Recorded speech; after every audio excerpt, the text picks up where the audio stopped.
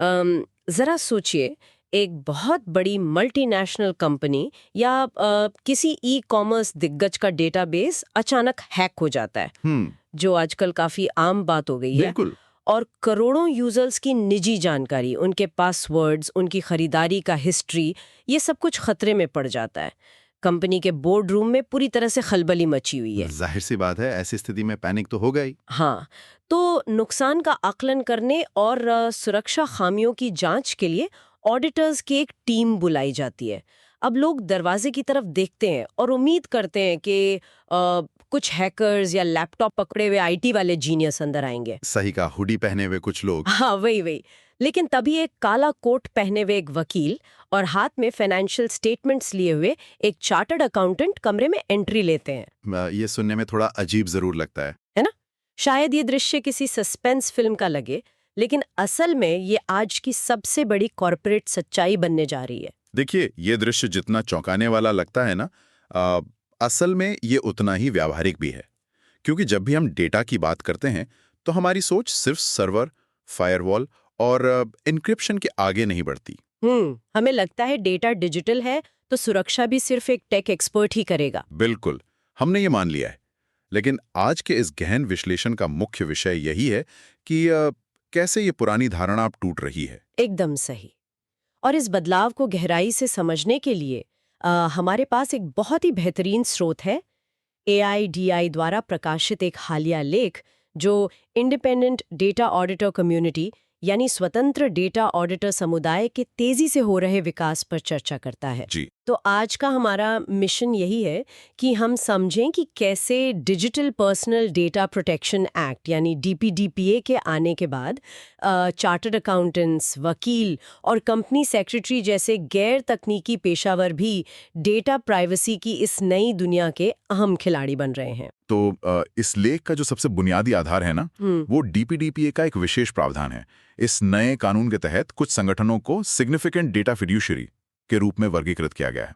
रुकी, आगे बढ़ने से पहले ये सिग्निफिकेंट डेटा फिड्यूशरी क्या है? ये शब्द सुनने में तो काफी भारी भरकम लग रहा है। हाँ, शब्द थोड़ा टेक्निकल है। मतलब आसान भाषा में कहें तो क्या ये उन बड़ी कंपनियों की बात हो रही है जिनके पास करोड़ों लोगों का डेटा है, जैसे बड़े सोशल मीडिया प्लेटफॉर्म्स या बैंक्स? अपने सिग्निफिकेंट डेटा फिड्यूशरी का सीधा सा मतलब उन विशाल संस्थाओं से है जिनका डेटा वॉल्यूम इतना बड़ा है या डेटा इतना सेंसिटिव है कि अगर वहां कोई सेंध लगती है तो उसका असर किसी एक दो इंसान पर नहीं होगा। ओ, मतलब राष्ट्रीय स्तर पर असर पड़ सकता है। बिल्कुल, देश की संप्रभुता तक पर असर पड़ सकता है।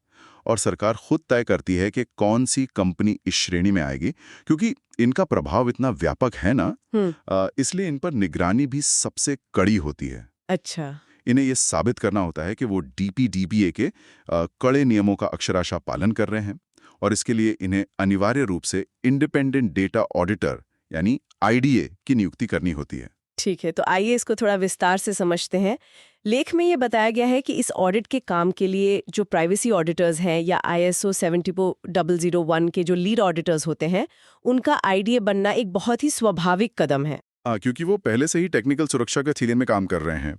वही, लेकिन AIDI ने जिस नई अवधारणा को पेश किया है वो ये है कि वकीलों, CAs और CMAs को भी इस समुदाय का हिस्सा बनाना चाहिए। जी। अब अगर मैं इसको थोड़ा व्यावहारिक नजरिए से देखूं तो ये कुछ ऐसा है जैसे किसी बैंक की सुरक्षा सुनिश्चित करना। एक रोचक तुलना है ये। है ना? मतलब IT इंजीनियर तो वो गार्ड है जो चेक करता है कि बैंक की तिजोरी का ताला और अलार्म सिस्टम मजबूत है या नहीं। लेकिन एक वकील या CA वो व्यक्ति है जो ये चेक करता है कि तिजोरी के अंदर रखा पैसा कानूनी रूप से बैंक का है भी या नहीं। क्या बात है! ये तुलना पूरे परिदृश्य को बहुत ही बखूबी स्पष्ट करती है। देखिए, तकनीक केवल उस चारदीवारी को सुरक्षित करती है जिसके भीतर डेटा रखा है। सही बात है। बताने के लिए कानून के जानकारों की ही जरूरत पड़ेगी ना? बिल्कुल पड़ेगी। यहाँ जो बात सबसे आकर्षक है वो ये है कि DPDP आने के बाद डेटा ऑडिट सिर्फ सर्वर के लॉग्स चेक करना या कोड में बग ढूंढना नहीं रह गया है। ये अब एक पूर्ण विकसित लीगल कंप्लायंस का विषय बन चुका है। और वहीं पर काले कोट वाले वकीलों की एंट्री होती है। यानी डेटा अब सिर्फ बाइट्स और सर्वर का खेल नहीं रहा, ये एक बहुत बड़ी कानूनी जिम्मेदारी बन गया है। बिना किसी संदेह के डीपीडीपीए के तहत कंपनियों पर जो दायित्व डाले गए हैं उनकी प्रकृति विशुद्ध रूप से कानूनी है। उदाहरण के लिए जैसे डेटा प्रोसेसर्स के साथ होने वाले जो अनुबंध होते हैं यानी कॉन्ट्रैक्ट्स, एक आईटी ऑडिटर ये तो बता देगा कि किस क्लाउड सर्वर पर डेटा स्टोर हो रहा है, लेकिन वो उस थर्ड पार्टी वेंडर के साथ होने वाले कानूनी एग्रीमेंट के पेंच नहीं समझ सकता। वहां फंस जाएगा वो। बिल्कुल। उसके लिए एक लीगल प्रोफेशनल यानी एक एडवोकेट के अनुभव की सख्त जरूरत होती है। लेकिन मैं यहाँ थोड़ी उलझ रही हूँ। मेरा मतलब है, अगर वकीलों को टेक की बिल्कुल भी समझ नहीं है, तो क्या वे डेटा प्रोसेसर्स के साथ होने वाले इन तकनीकी अनुबंधों को समझ पाएंगे? ये सवाल बहुत स्वाभाविक है। मतलब अगर कॉन्ट्रैक्ट में end to end encryption standards या क्रॉस बॉर्डर डेटा फ्लो की बात हो रही है, तो क्या एक वकील इसको गहराई से पकड़ सकता है? इसका जवाब इस बात में छिपा हुआ है कि ये जो इंडिपेंडेंट डेटा ऑडिट है ना, ये कोई सोलो परफॉर्मेंस नहीं है। कोई ये अपेक्षा नहीं कर रहा कि वकील अचानक से हैकिंग सीखने लगेंगे या कमांड प्रॉम्प्ट चलाएंगे। ओह, तो मतलब आप कह रहे हैं कि ये वकील एक तरह से लीगल ट्रांसलेटर के रूप में काम करेंगे। सटीक शब्द है, लीगल ट्रांसलेटर। जैसे आईटी वाला ऑडिट करके बताएगा कि सर्वर में एक S3 बकेट खुली छूट गई है, जिससे कोई भी डेटा डाउनलोड कर सकता है, और वकील उस आईटी वाले की बात सुनकर बोर्ड को बताएगा कि इस टेक्निकल खामी की वजह से डीपीडीपीए की धारा 8 का उल्लंघन हुआ है और हमें 250 करोड़ का जुर्माना लग सकता है। ये एक बहुत ही शानदार उदाहरण है। देखिए, बिना टेक एक्सपर्ट के वकील ये नहीं जान पाएगा कि खामी कहाँ है, और बिना वकील के टेक एक्सपर्ट ये नहीं समझा पाएगा कि उस खामी का कानूनी असर कितना भयानक हो सकता है। दोनों को एक दूसरे की जरूरत है। बिल्कुल, वो एक साथ मिलकर काम करते हैं। इसके अलावा भी वकीलों के लिए कई जटिल कार्य हैं। जैसे लेख में एक टर्म का जिक्र है, इंस्ट्रूमेंटैलिटी ऑफ स्टेट। ये क्या होता है?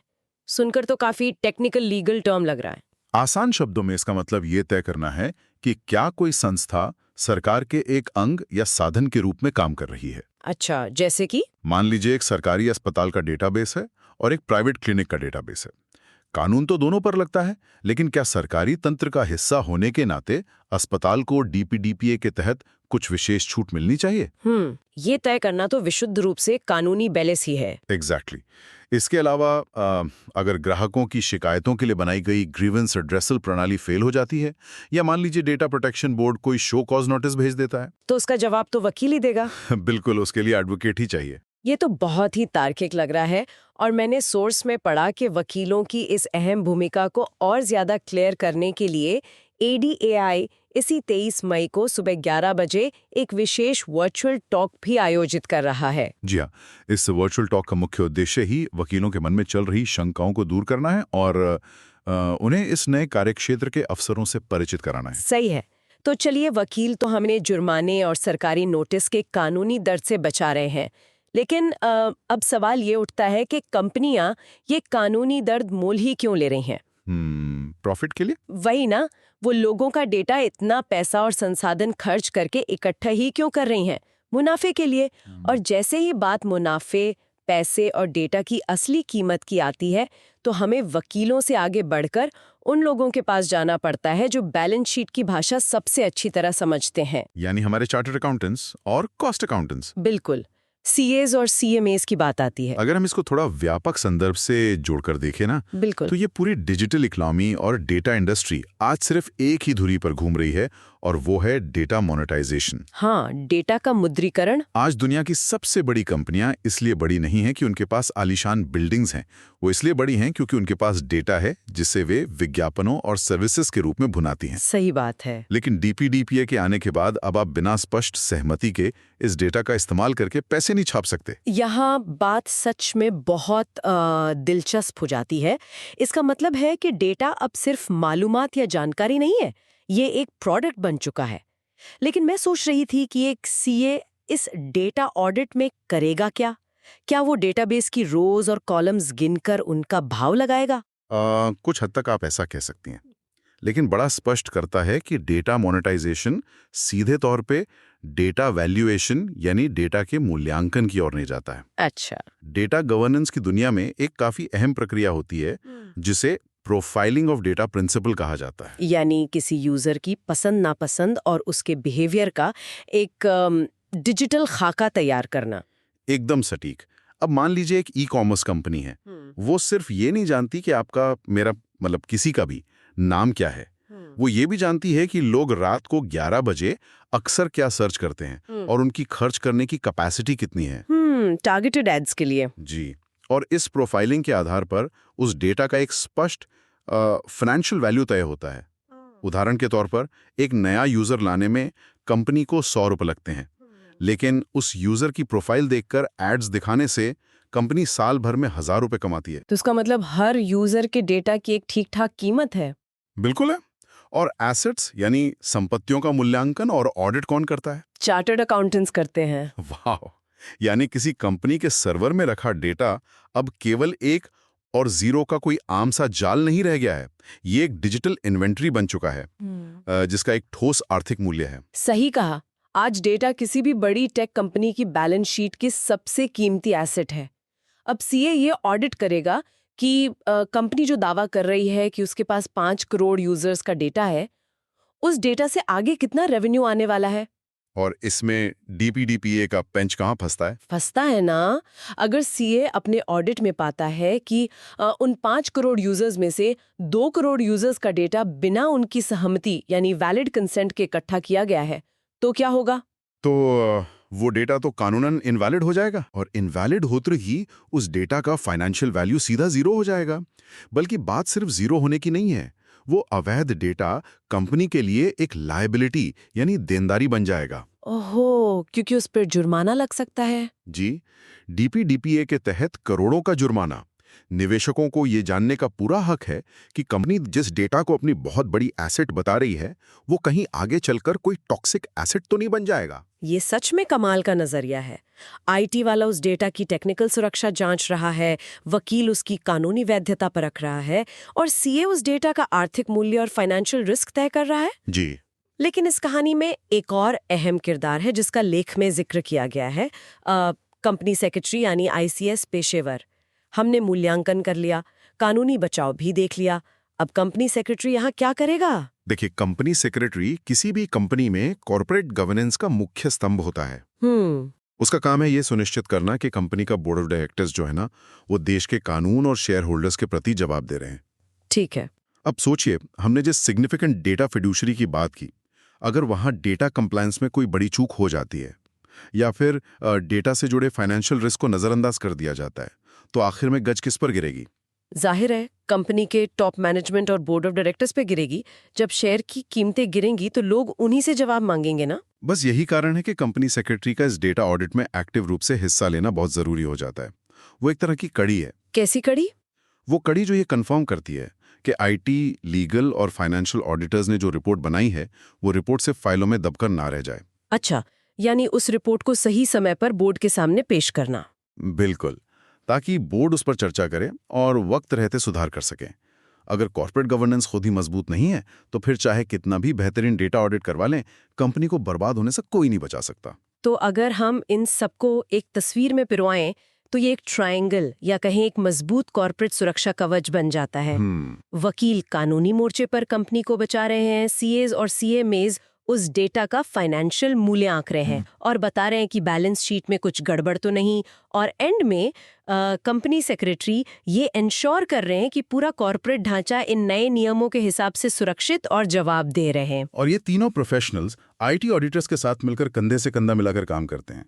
यही इंडिपेंडेंट डेटा ऑडिटर की वो नई और पूरी डेफिनेशन है जो एआईडीआई प्रस्तुत कर रहा है। वैसे ये पेपर्स पर और थ्योरी में तो बहुत ही शानदार और अचूक स्ट्रैटेजी लगती है, लेकिन हम सब जानते हैं कि असली दुनिया इतनी सीधी नहीं होती। सही कह रहे हैं। लेकिन आखिरी हिस्से में एक बहुत बड़ी प्रैक्टिकल और इंस्टीट्यूशनल चैलेंज की ओर इशारा भी किया गया है, क्योंकि हम जानते हैं कि भारत में जो प्रोफेशनल रेगुलेटरी संस्थाएं हैं, वो अपने अधिकार क्षेत्रों को लेकर काफी सख्त रहती हैं। हाँ, ये एक बहुत ही गंभीर सवाल खड़ा करता है, और शायद ये एआईडीआई के इस विजन के सामने सबसे बड़ी दीवार भी है।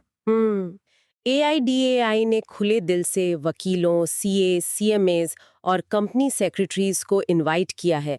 उन्होंने लेख में वसुधैव कुटुंबकम की अत्यंत उदार भावना का जिक्र किया है, यानी पूरी दुनिया एक परिवार है।